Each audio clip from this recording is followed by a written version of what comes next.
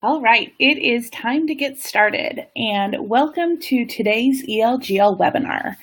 I am ELGL's Executive Director, Kirsten Wyatt, and it is my pleasure to moderate today's presentation.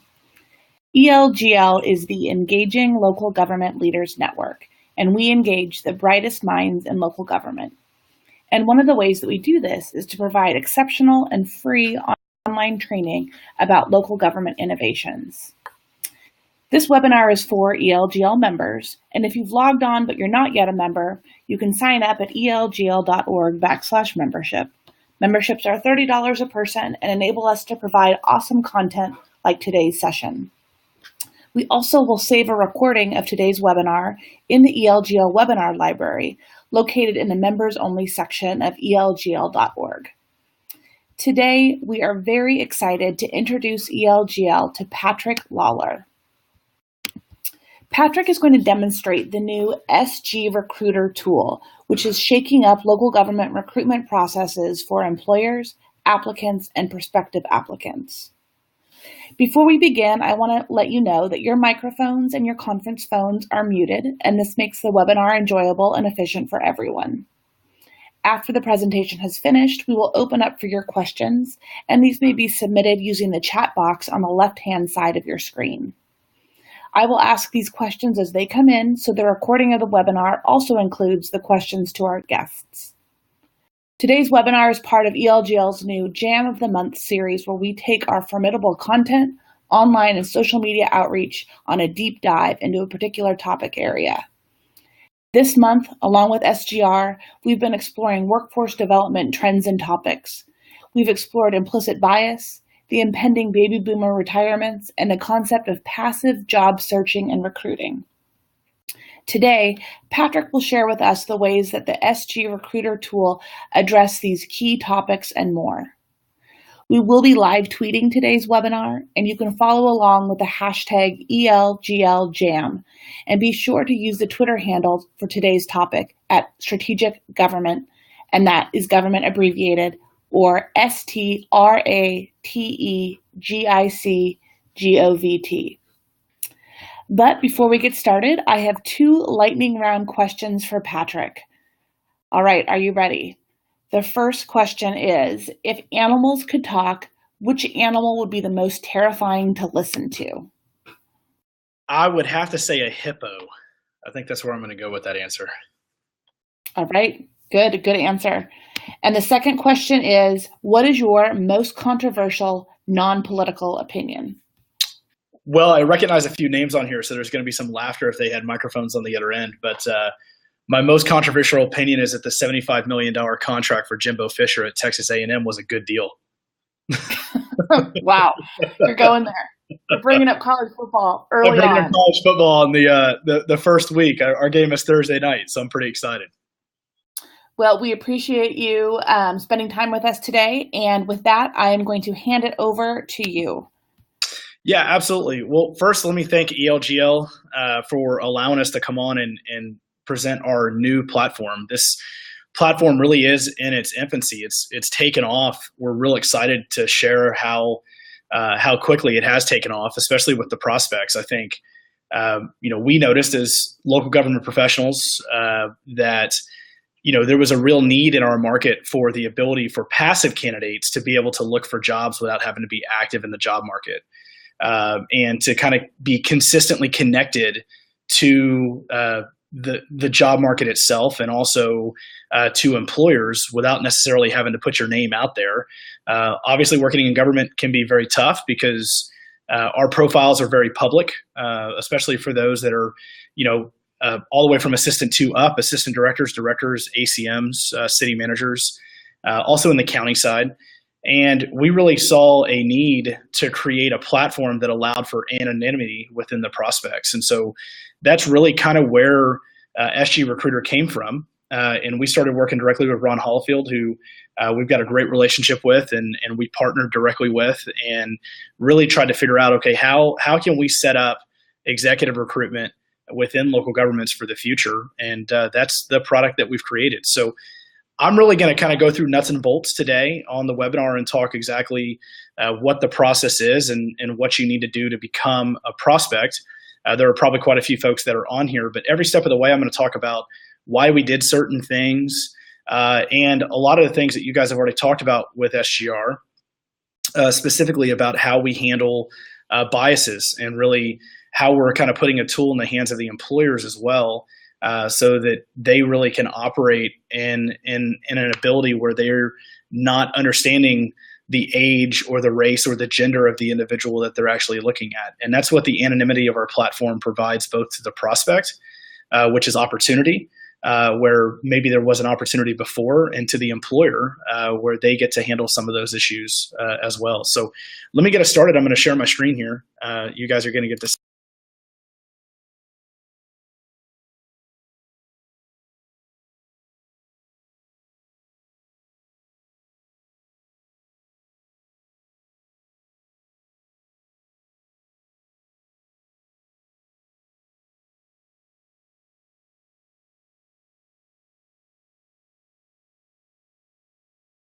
Hey, Patrick, your audio cut out. Is there a chance, can you make sure that you turn your microphone on when you share your screen with us, please?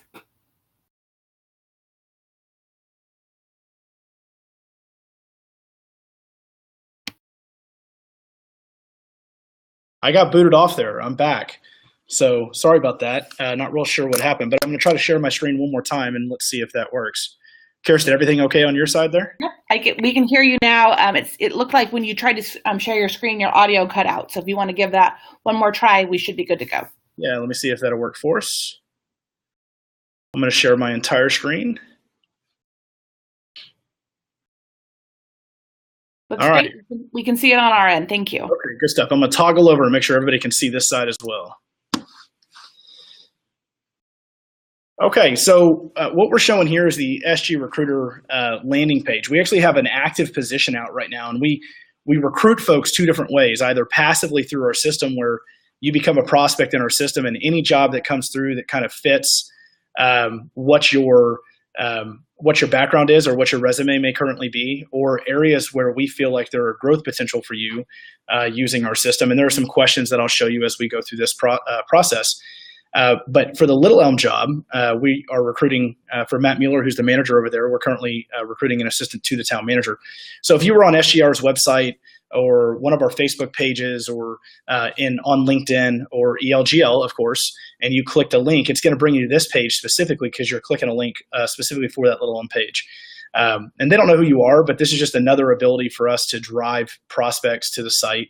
And then also open them up to the possibilities of future jobs as well. So I'm actually going to register as a user here, and I'm going to be the guy we all know is John Doe.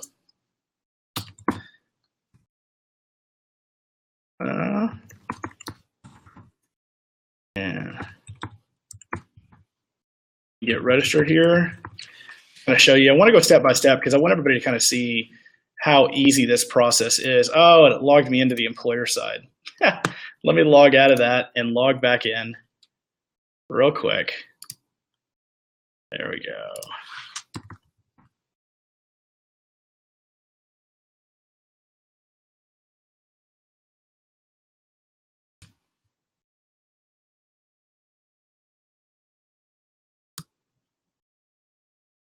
Let me sign up here.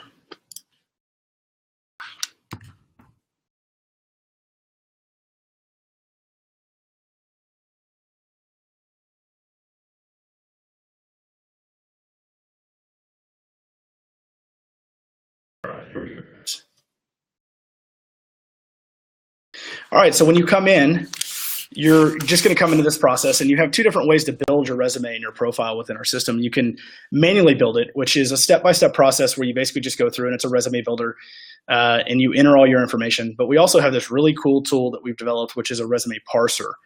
So this actually allows you just to actually upload your resume, and I'm going to upload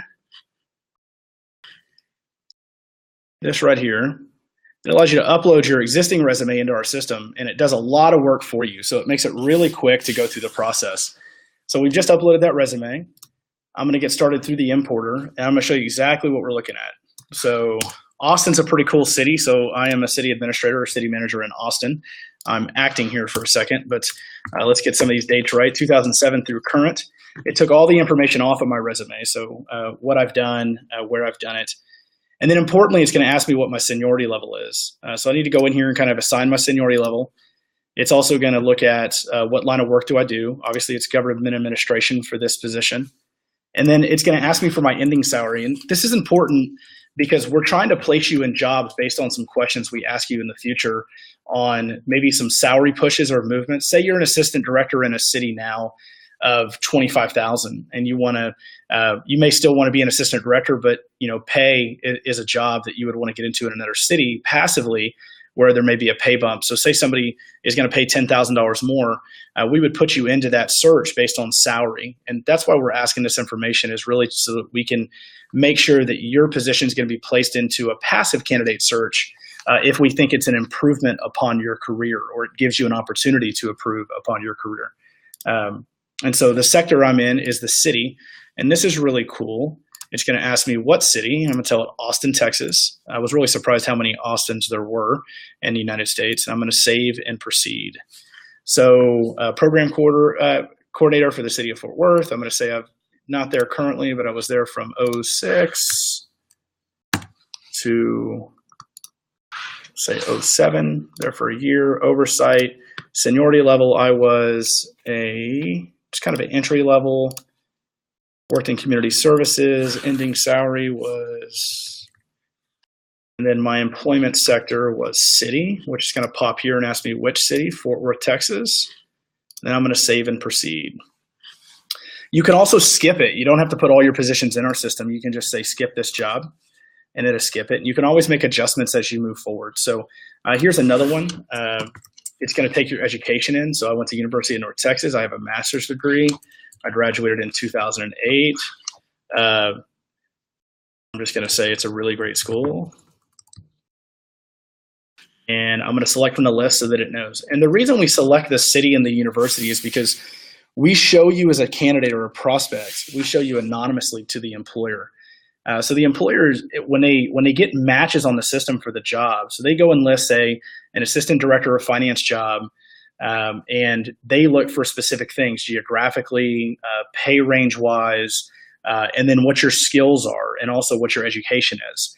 And we show them things anonymously in there, not the name of where you went to college or the name of the city that you work for, but we'll give them information like it's a city with a population between 5 and 10,000, with a median household income of X, and an education basis and those type of things, so that they can understand exactly kind of what community you're currently working in without actually knowing where you work. And that was extremely important for us, was to, how do we give the employer a sense of who you are as a person without identifying your age or gender or race, but also without connecting them in the circle of friends that we all have in government, because obviously we're very close-knit in local government. And so we wanted to be very careful that you couldn't be connected. And so that's how we structured the data in our system, was so they could see that. So when they look at your education, they're going to see you have a master's degree, not from the University of North Texas, but from a university that's within a major city of over a population of 100,000 that has an entry rate of 66% is what it's going to come up with University of North Texas. So that's kind of the information that we're trying to give to the employer, but not actually tell them the exact information of where you came from. So as you could tell from my Jimbo Fisher comment, I went to Texas A&M University, and I was a poli-sci major, and I graduated in 2006. They asked me what university, so College Station. I was there in the great College Station, Texas. It also took from my resume, it parsed information on focus areas that I may or may not have worked in. Now you can add to this as you go, but this is just going through the parser process. But specifically, this is asking, how many years of risk management do you have within government? I've got about 3 to 4 years of risk management. Building services, I've done a lot of building. I'm about 11 to 15 years there. And in planning, I've got about 11 to 15 years of experience. And like I said, this is just parsing from the resume now just to kind of build your profile for you quickly. But it allows you to move really, really quickly through the process. Once again, it's also going to take some important skills. I do a lot of retail development in the location that I work now. And so it shows that I have a specialty in retail. but I can go in and do a lot more addition to this as we move forward. It also is a pretty good test for your resume. So contact information, this is important. So your phone number is never released to an employer until after, an unmasking occurs, which I'll talk about that here in just a minute. But we also look at things geographically. So we allow you in our system to say, I want to work in this geographic area. It could be as big as the state of Texas, or it could be as small as an MSA region that we have. So like DFW, for example, or the greater New York area. We have all of that in our system where we use kind of those census regions to allow you to say, I specifically want to stay in New York, but if a job came up in South Carolina, I'd be interested in looking at a job there. And we allow you to functionally to set that up in our system. I'll show you that here in just a minute. But verifying contact information is that address. My favorite restaurant of all time is Moonshine in Austin, Texas. If anybody knows the place, it's fantastic. And it's right outside the Austin Convention Center. And so that's why I list 303 Red River Street in Austin. So basically, we're wrapping up the import process, and now we're going to ask some career goal questions. And this allows us to kind of place you in jobs that you may not have always been placed with. It's kind of that step up position. Say you're a management analyst and you want to eventually make it one day to become an ACM. We've built an algorithm on the inside of our system that may step you into some searches so that you can get the experience necessary to eventually become that assistant city manager. And that's what these questions are here. So my long-term goal is to be at the CM CEO level in a city with a population of, I like small cities, so I'm going to say 5K to 25K. For a promotion in title and responsibility, I would be willing to take a smaller city for same or less pay. If I could get a title, I'd be willing to go to a smaller city, maybe for a little bit less pay.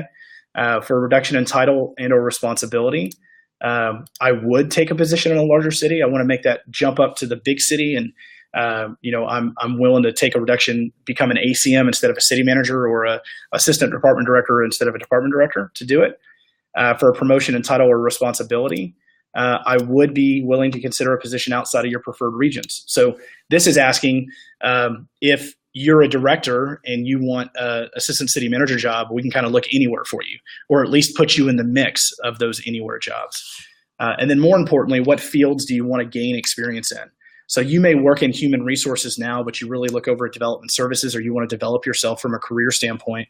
And we're asking you specifically, where do you want to gain more experience? So, I want to gain experience in development services. I want to go to community services. We always call it the track to a city manager's office, which is financial services. Everybody loves working in financing and budget, or in transportation. And so this is just a way for you to build upon where you want to be as a user and from a career standpoint. So I'm going to save that and move forward there. And, we asked for a quick headline. And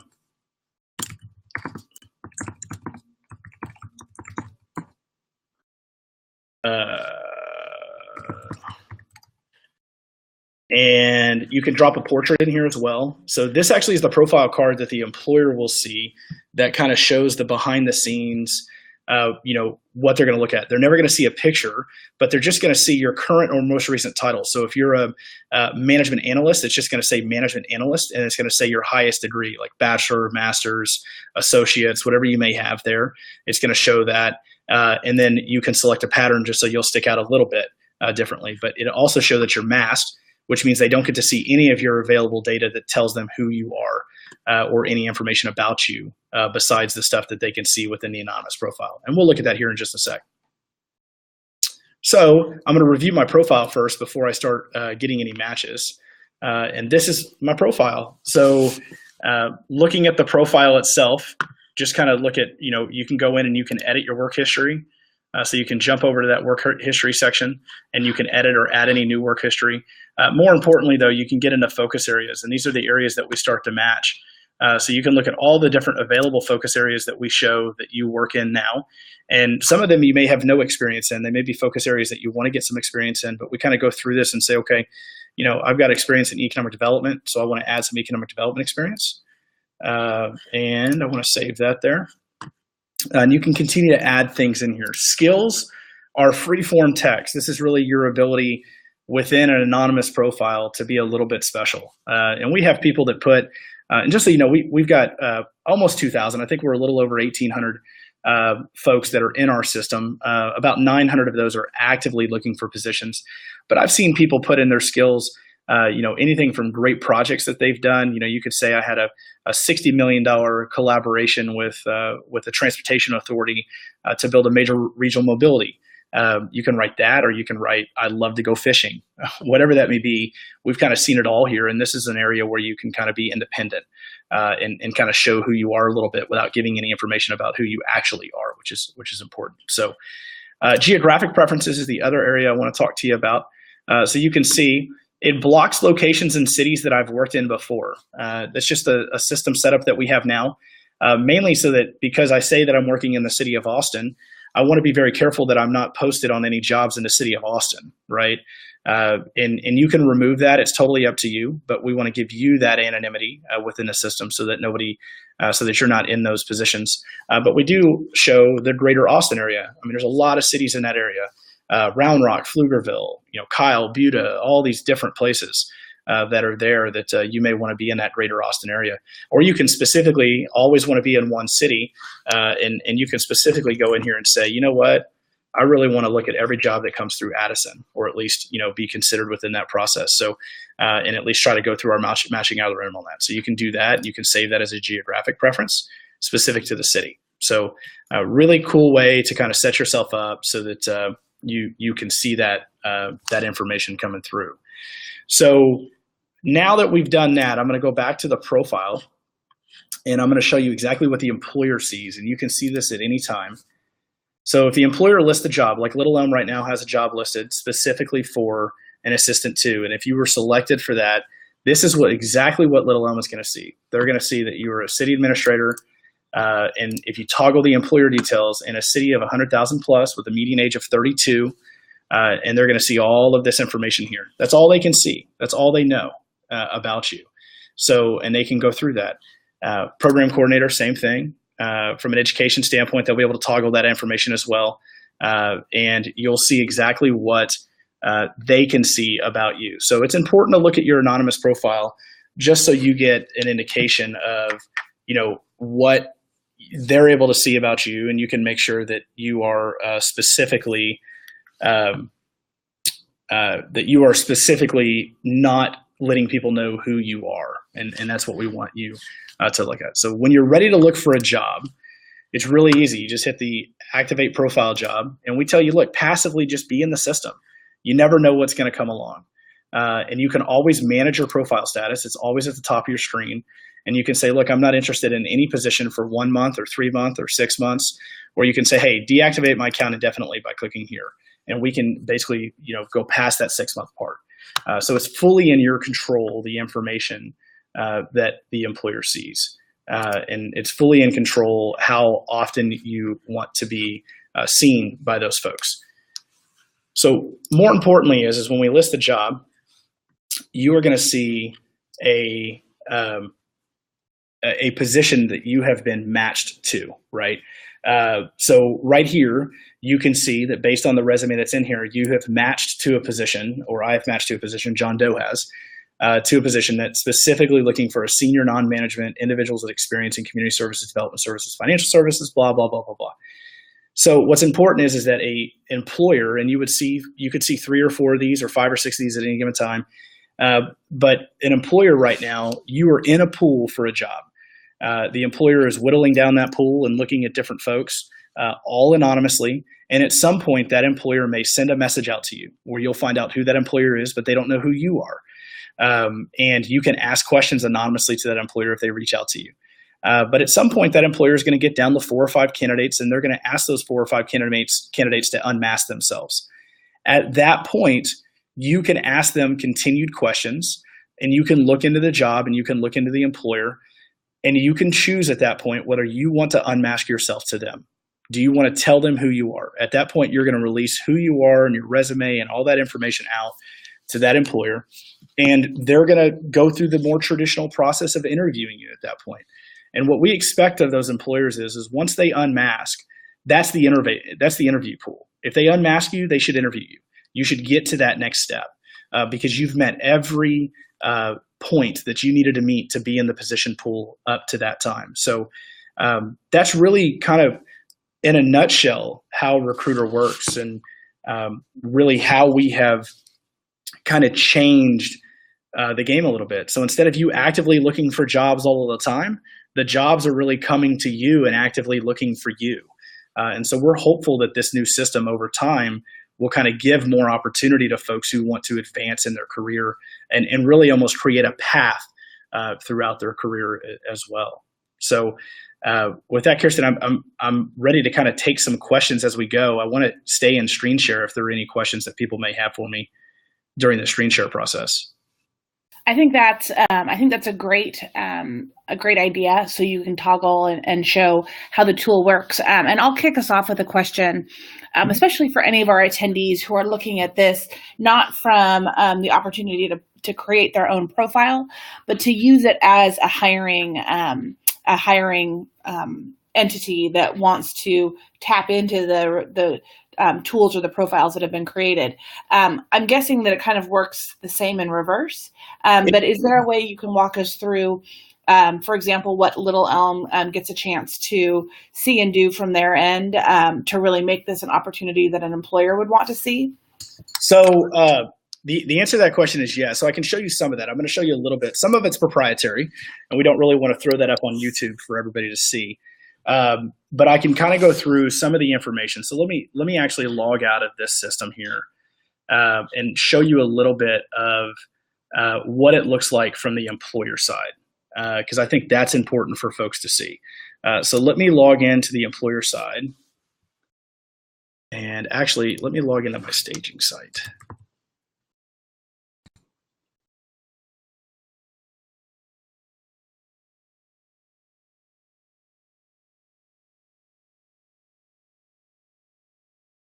Okay, so this is kind of what the employer sees. So what I'm not showing you is how to create a new position. There's quite a bit of proprietary information, but let me kind of explain to you exactly what we do.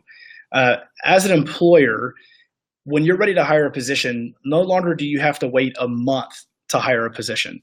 You can come to our system, and with those 1,800 folks, 900 of them actively actually allowing for matches on the system, you can put in all the details on the system. So you can say, look, I'm hiring a assistant director of finance, and in real time, we're going to show you as you put in what you're looking for. So if you have a minimum of a bachelor's degree, if you're paying somewhere between, let's say, 90 and 120,000, we're going to show you in real time exactly what that looks like.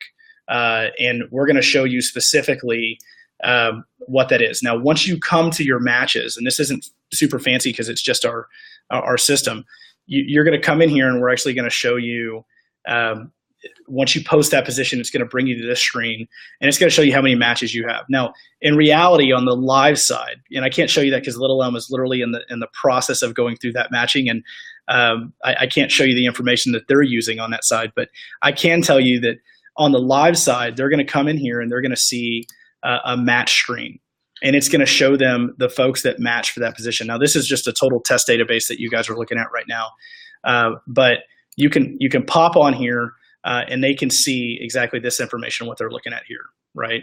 And they basically are going to look at you, and they're either going to say, "Hey, I'm going to pin this individual," and right now we have it pinned, so I'm going to unpin it. But I can pin this individual to look at, or I can just fully ignore this prospect. But as you can see, they don't see anything about this prospect other than this information that's in the screen, right? And our matching algorithm is looking specifically at the information that you put in about what you work in now, what you're eager to work in, what your focus areas are, and what your skills are. And so that's how we're matching you to the position. So let's just talk what it looks like on Little Elm's side right now. In our system today, they had 112 candidates, and today, 112 candidates in the system. 88 of those were matches through our algorithm. So people that were in our system that were matched through our algorithm. Prior to the promotional link, we had about 45 of those candidates who were passive, which means they were just in our system, not actively looking for a job, and they were just passively looking for the possibility to get connected to somebody or get connected to a position. And so for those employers, it really opens up the ability for them to go out and immediately hire talent. They don't necessarily have to wait a month on a posting. It's all up to them whether they want to do that, or it's up to their law. Sometimes you're going to have some state laws in place that say you have to post for 14 days. But they can really go ahead and work through the employment process without having to wait through the whole period of time that they would normally wait on. It's really instant satisfaction from that stance, but also it allows the prospects that are in the system passively to consistently and constantly be in a prospect pool. And you no longer have to, and this is the thing that, SGR and Ron and those crew, this is what they love about it. It's really hard to have relationships with every possible prospect out there that's moving their way up through local government. And this system allows us to be consistently connected to every great prospect out there. And it's hard to do that when you're, 3 or 4 people in a business and you're consistently trying to have a relationship with somebody or see them at a conference once or twice a month. This really allows you to expand that even further. And that's what we're excited about with Recruiter, is that we're given both the prospect the ability to get into the system and be a part of something, but we're also giving the employee or employer the ability to go out and find just absolutely great talent where they may not be able to find that talent otherwise. Yeah, and thanks for sharing that with us. And I'm going to skip. We have 2 questions, and I'm going to skip to one because I think it's a nice segue. So if someone's on here and they are wanting to participate, they wanted to create a profile in SGRecruiter, what's the cost for that? And then what is the cost for an employer who wants to use SGRecruiter in an upcoming recruitment that they have planned? Yeah, so the cost of the prospect is absolutely free. There's no cost to the prospect. Our whole model is set up this way, and we're very transparent with it. The prospect comes into the system and they get set up for free. The employer comes into the system, and if they use our system, it's free up until the point where they unmask somebody. If they unmask or speak to somebody through our chat process and hire that individual, then they pay us a flat fee of $5,000 for every position they hire. When you get hired as a prospect, once you get a job, we actually turn around and send you a gift card to your favorite restaurant to congratulate you on your new job. So it kind of works on both ends of the equation there. But the prospect doesn't pay a thing to get into the system, and the employers only pay if they hire somebody. Awesome. Thank you. So our next question is from Linda, and she wants to know, can you only see opportunities that are matched to you? And is there a way to browse any of the listings that are created in SGRecruiter? So right now, the way the system is set up is that you don't really browse opportunities like you would a traditional job site. So you can come through our system in promotional, but we don't have like a listing of jobs and opportunities for each city.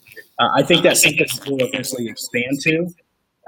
And we actually build career sites for these cities that we work with. And I think eventually each city, as we build a career site for them, we'll have the ability to list those jobs. But we kind of leave that up to the employer, because sometimes employers want to go out there and look at talent, just like prospects want to be seen passively. Sometimes the employers want to be seen passively as well. And so that's kind of how we've set the system up at this point. Another question. So often in recruitments, there is a gap between the hiring manager and then the person in HR who is receiving and reviewing applications and resumes. And what strikes me is that SGRecruiter eliminates that gap, if you'd like it to be eliminated, by giving that hiring manager all of these tools and dashboards that they can use to go in and look at the applicant pool as it comes in.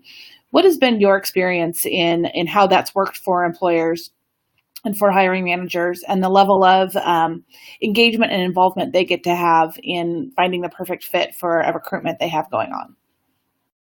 Yeah, I think that's a fantastic question.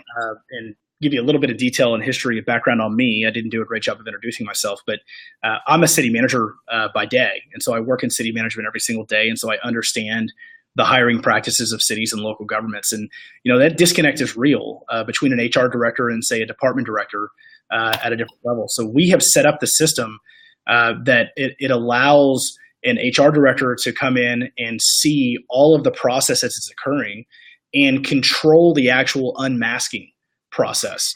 And it allows a hiring manager to specifically be able to go through the prospects and either pin them or ignore them or speak to them and talk to them without actually unmasking them. That way there's kind of a level of security there from the HR department, but there's also a direct connection to the hiring manager themselves where they're going through these candidate packets. And I know we've kind of made a change within HR where a lot of HR kind of filters through, or we have algorithms that filter through. Our system does that for them. So they're not going to get 400 applications and only 50 of them are qualified. They're only going to see 50 qualified applicants, or prospects as we call them. And so we do the filtering for them up front without them having to use a piece of software on the side. And then we also allow them to control the management aspect of it with their hiring managers within their own organizations. And what we've seen so far is that our system makes it really easy to parse through about 100 candidates and really come down to maybe the 8 to 10 that you actually want to go to that next step with, and ask a questionnaire question or send them an actual message and have a conversation with them. The next question is, how many employers are active from the Midwest region on the site? Employees or employers? Employers. Employers. I think I know Lori's on the call right now. So we only have our first active employer. So we've been a system now for about 2 months. Little Elm is our first active employer, and I want to say we have like 7 or 8 waiting in the wings. And I think we've been reached out to by 2 kind of in the Midwest area. I think there's 2 that have reached out to us in the East Coast area. Well, and my guess would be, not to jump in, but it's kind of like a chicken and the egg where getting a lot of prospects in the system is an awesome way to increase the geographic spread of potential employers. And so, for our ELGL members who are tuning in, one thing that strikes me is that setting up your profile, given how easy it is a great way to ensure that the good folks at SGR can do more outreach across the country to get more employers to use the system. Absolutely. Our goal is to get as many employers in the system as possible, and really give our prospects the benefit of being a part of our system. And so we've been very lucky to have the prospects get into the system at this point. We've been really, really happy with how quickly we've been able to onboard those folks. And we did. We had a set number that we wanted to get to, and we are at that number that we were happy to achieve, and that's when we put that first employer on the system about 2 weeks ago. So we are certainly going to start expanding, and I think this thing is going to expand very, very quickly, and it's going to start to pick up those folks. And the thing is that you can be both a prospect and an employer in our system. So you can have both sides of the equation. Yeah, that's a great point. I'm going to encourage our attendees. If you have questions for Patrick, please use that chat bar on the left side of your screen. You can either make your question private to the presenters or public on the chat, and we will get to your question. I do have kind of a tough question for you, but I know you can handle it. As you know, ELGL is very focused on getting more women and people of color into local government leadership positions. And so we love this idea that SGRecruiter helps address some of those implicit bias topics that Katie Babbitt's, one of our members, wrote about earlier this month in relation to this tool. One thing that strikes me is that often with pay disparity, especially for women, starting or ending salary could be misleading, especially if that employee was underpaid compared to her male peers. Any concern or thought given to that, or is that simply just a starting point to understand seniority level or kind of similar type positions? Any thought given to that as you continue to be a champion for these same issues that we care deeply about? Yeah, so really easy factual question, honestly. So the pay side for us, the bottom end of the pay scale really has very little impact. It's the upper end of the pay scale that we're trying to look at there. We don't want to take a assistant city manager position and tell them to make a lateral move for less pay. right? So we tend not to put them into mixes where they may be taking a pay decrease of an amount greater than a percentage in that algorithm. But if you're on the say you're making 20% less than what the position is quoted, it's not going to eliminate you from the system. We're more concerned about the high end than we are the low end. If that, I hope that is clear.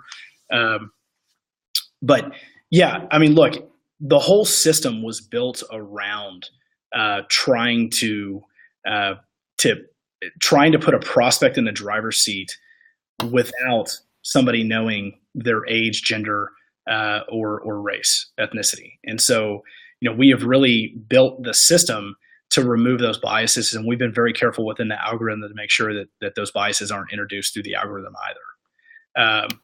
And we've had a lot of conversations on a lot of the different areas that we look at in that algorithm specifically to look at that, and pay was one of them. Kirsten, that was one of the things that we looked at specifically.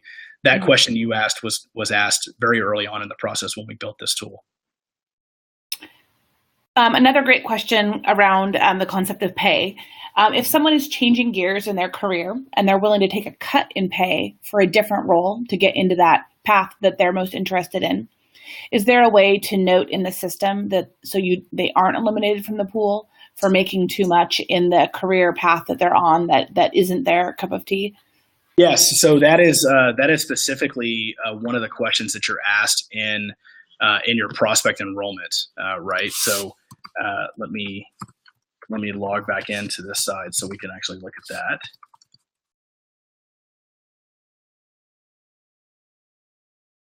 So when you go into your career goals section here and you look at, that's where you would look at, I would be willing to take less pay, same for less pay right here, larger city, less pay.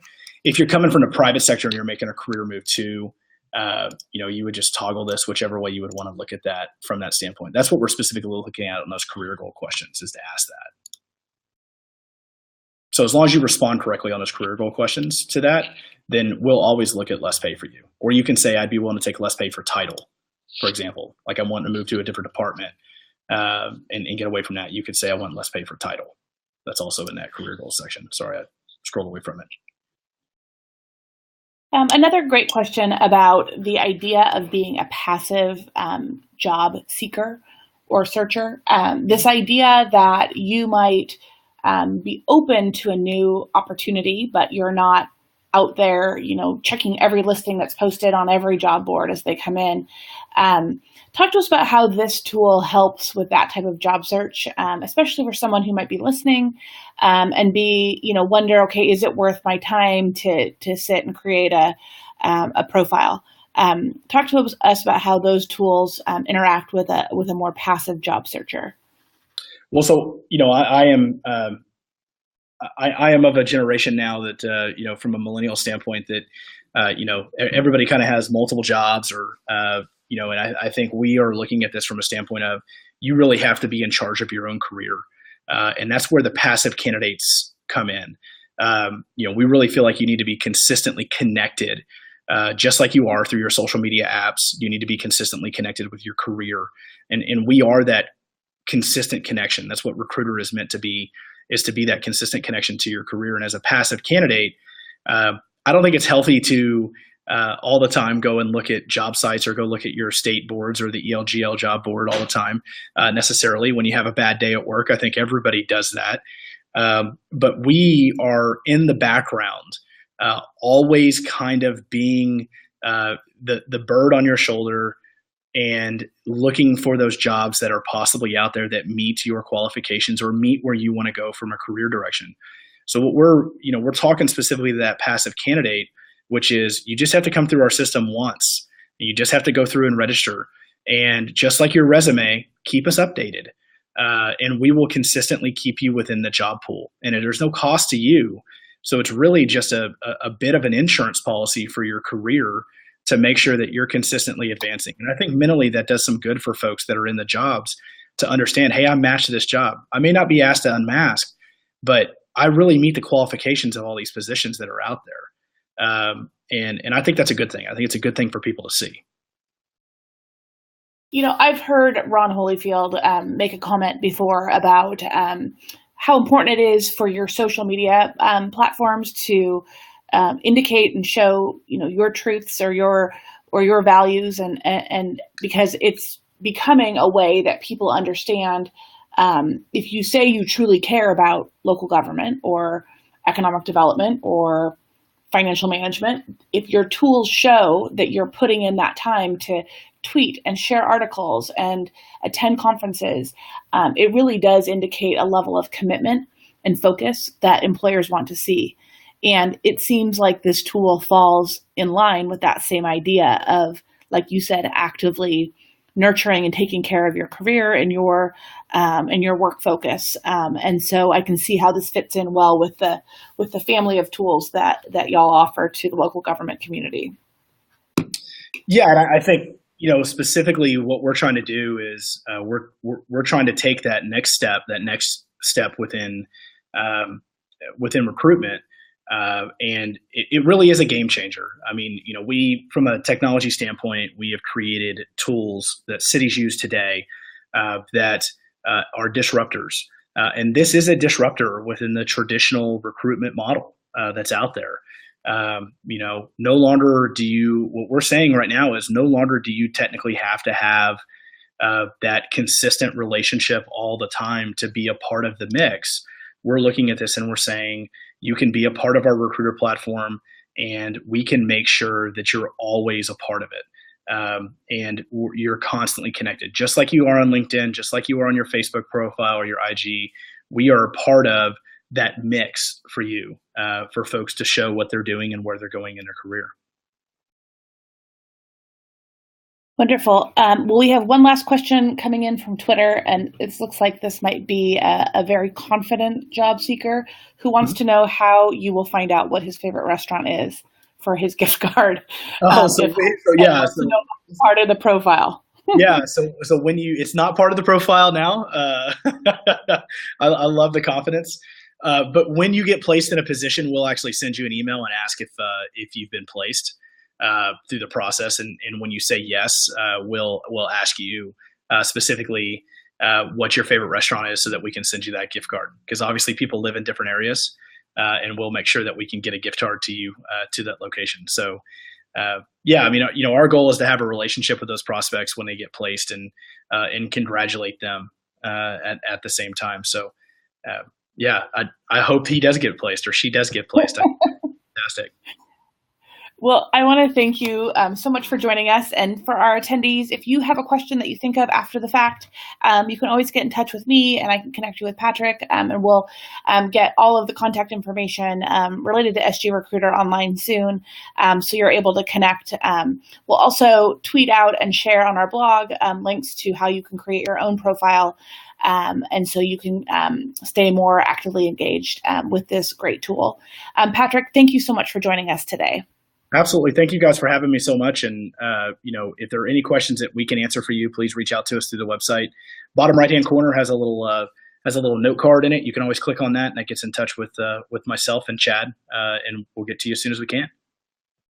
And as a reminder, we have recorded today's webinar and it will be available soon on elgl.org. We'll also include the web links to all of these great resources along with that recording. You can also reference the hashtag ELGLJam on Twitter. We've been live tweeting today, and you can also share your thoughts from today's discussion. Most importantly, don't forget to register with SGRecruiter at sgrecruiter.com. And also make sure to check out the new job posting, the very first posting using SGRecruiter. It's an awesome assistant to the city manager position with Little Elm, Texas. Matt Mueller is a longtime ELGL member. He recently did a guest blog for us, just posted yesterday about the position, about Little Elm, and about their decision to hire for this A2 position. It's a great blog, gives you some perspective on what he's looking for and why that's a great place to work. So with that, I'm going to end today's webinar. Again, thank you for your support of ELGL, and thanks for joining us today.